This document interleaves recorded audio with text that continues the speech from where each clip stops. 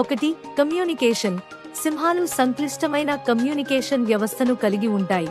ఇందులో స్వరాలు, గర్జనలు, కేకలు మరియు పర్స్, బాడీ లాంగ్వేజ్ మరియు సువాసన గుర్తులు ఉంటాయి. సింహం గర్జన 5 మైళ్ళ 8 కిలోమీటర్లు దూరం వరకు వినబడుతుంది. 2 బలం మరియు వేగం.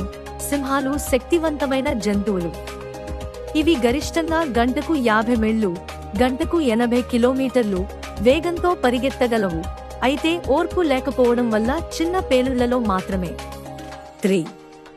వేట వ్యూహం. సింహాలు వేటాడేందుకు టీంవర్క్ ను ఉపయోగిస్తాయి. తరచుగా తమ ఎరను చుట్టుముట్టడం మరియు చుట్టుముట్టడం వంటి వ్యూహాలను ఉపయోగిస్తాయి. వేడిని నివారించడానికి ఇవి సాధారణంగా రాత్రిపూట లేదా పగటిపూట చల్లని ప్రదేశాలలో వేటాడతాయి. 4. అటవీ సింహాలు సాధారణంగా ఉష్ణమండల మరియు ఉపఉష్ణమండల అడవులు వంటి దట్టమైన వృక్ష సంపద ఉన్న ప్రాంతాల్లో కనిపిస్తాయి. అవి భారతదేశంలోని కొన్ని ప్రాంతాలలో, గిర్ ఫారెస్ట్, మధ్య మరియు పశ్చిమ ఆఫ్రికాలో గమనించబడ్డాయి. 5. సవన్నా సింహాలు వాటి సామాజిక నిర్మాణం మరియు ప్రైడ్ డైనమిక్లకు ప్రసిద్ధి చెందినప్పటికీ, అటవీ సింహాలు దట్టమైన మరియు తక్కువ బహిరంగ ఆవాసాల కారణంగా ఎక్కువ ఒంటరిగా ఉంటాయి. అయినప్పటికీ వారు ఇప్పటికీ చిన్న సమూహాలను ఏర్పరుస్తారు. 6. వారు ఇతర సింహాలకు వ్యతిరేకంగా గుర్తించే మరియు రక్షించే భూభాగాలను ఏర్పాటు చేస్తారు.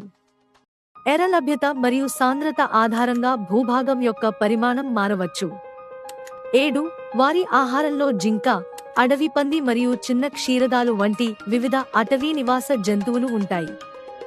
సహజ ఆహారం తక్కువగా ఉంటే వారు పశువులను కూడా వేటాడవచ్చు. 8. అటవీ సింహాలు దట్టమైన వృక్ష సంపద కారణంగా దొంగతనం మరియు ఆశ్చర్యాన్ని కలిగించే అంశం మీద ఎక్కువగా ఆధారపడతాయి. వారు దాడిని ప్రారంభించే ముందు తమ ఎరకు దగ్గరగా ఉండటానికి కవర్ని ఉపయోగిస్తారు. 8. ఈ సింహాలు వాటి సవన్నా ప్రతిరూపాలతో పోలిస్తే తరచుగా కొంచెం చిన్నవి మరియు మరింత చురుకైన నిర్మాణాలను కలిగి ఉంటాయి. ఇవి దట్టమైన అండర్ బ్రష్ ద్వారా నావిగేట్ చేయడంలో సహాయపడతాయి.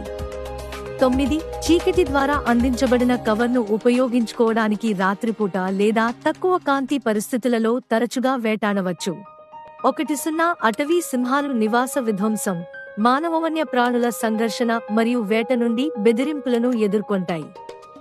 అటవీ నిర్మూలన మరియు మానవ ఆక్రమణల కారణంగా నివాసాలను కోల్పోవడం ఒక ముఖ్యమైన ఆందోళన.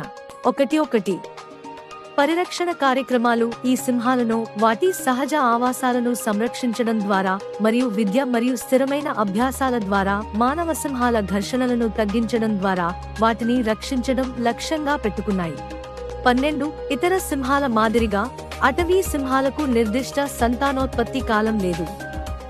ఆడవారు సాధారణంగా 110 రోజుల గర్భధారణ కాలం తర్వాత 2 నుంచి 4 పిల్లలకు జన్మనిస్తుంది.